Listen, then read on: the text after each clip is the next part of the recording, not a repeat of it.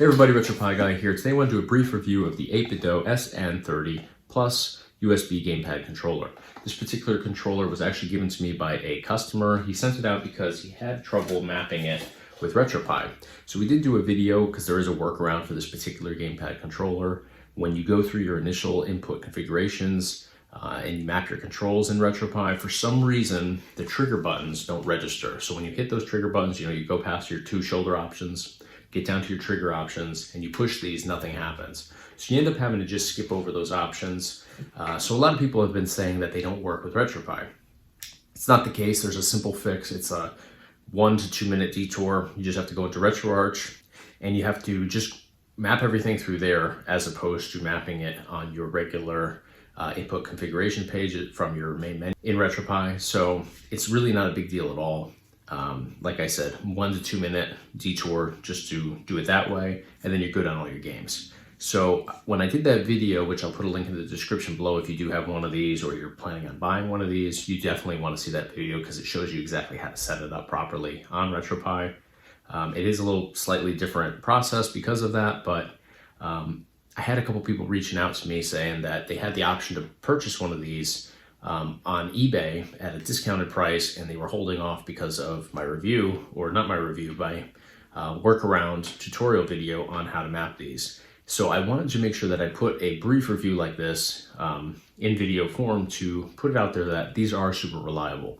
They're really nicely made, and there's absolutely no reason that you should pass up an opportunity to grab one of these, especially if you can get it at a discount, because they're super reliable, really well made. It's your typical 8BitDo gamepad controller. The only thing is that little quirky thing with the triggers not mapping in that main menu configuration setup page.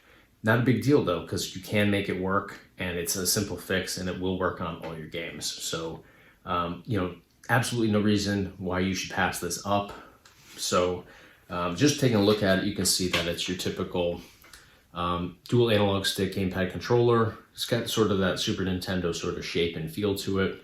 I actually have a wireless SN30 Pro, which I've been using this for years now. I've done some videos on this one here on the channel. Pretty much the same sort of deal, side by side, same size. This one's slightly less bulky, I think, just like a hair or two difference in size. But pretty much the same exact functions. You get your shoulder buttons on top, trigger buttons on top, dual analog sticks, D-pad, A, B, X, Y, 4-button configuration, and you're starting to select. And both of these have those extra buttons on the side, which is nice. You can utilize one as a hotkey, which is what I do. So instead of hitting start and select, I hit the little button here on the side. They are a little bit different icons on the two, but same sort of deal. So one thing I really like about this one is the analog stick. And if you've seen any of my videos, whether I'm doing handheld reviews or gamepad controller reviews, I'm always looking at the analog stick to see how it functions and how well it functions. And in games, this is really spot on. Racing games, you're able to maneuver with this.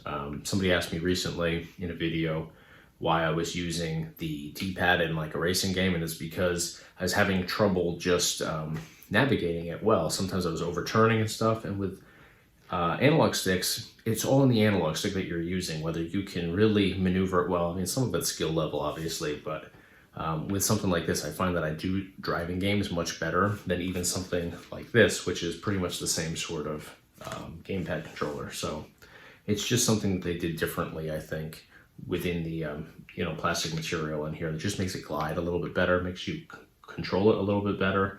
So you can see I can kind of do smaller movements there, whereas with this one, I feel like I do either big movements or no movements. There's no middle ground. So just something I picked up. I figured I'd mention it, but all in all, this SN30 Pro USB gamepad controller, really nicely done. The cord, if you're not a big fan of corded wired controllers, which I always like the wireless ones, however, I'm really bad at charging batteries. So I run into issues all the time. Like the other day, I went to test something out for somebody, grabbed this. Of course, I hadn't charged it in probably 2 months. The battery life on here is insane. It lasts a really long time, but you do have to charge it once in a while. I'm really bad at doing that. So I ended up grabbing this, and there is about 8 feet cord on here. So you can get pretty far from your Raspberry Pi to use it.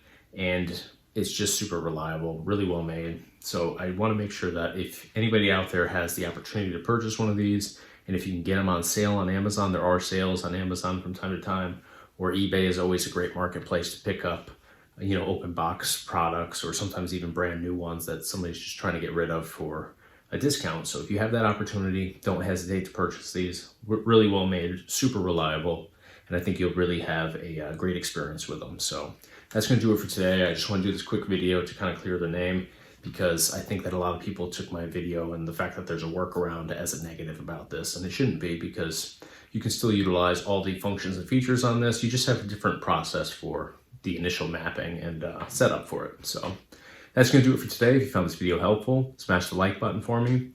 Subscribe to our YouTube channel. We do a whole bunch of stuff based around retro gaming, product reviews, tutorials, gameplay demos, just a little bit of everything on here. And then of course, check us out online on our website, www.retropieguy.com. Thanks for watching.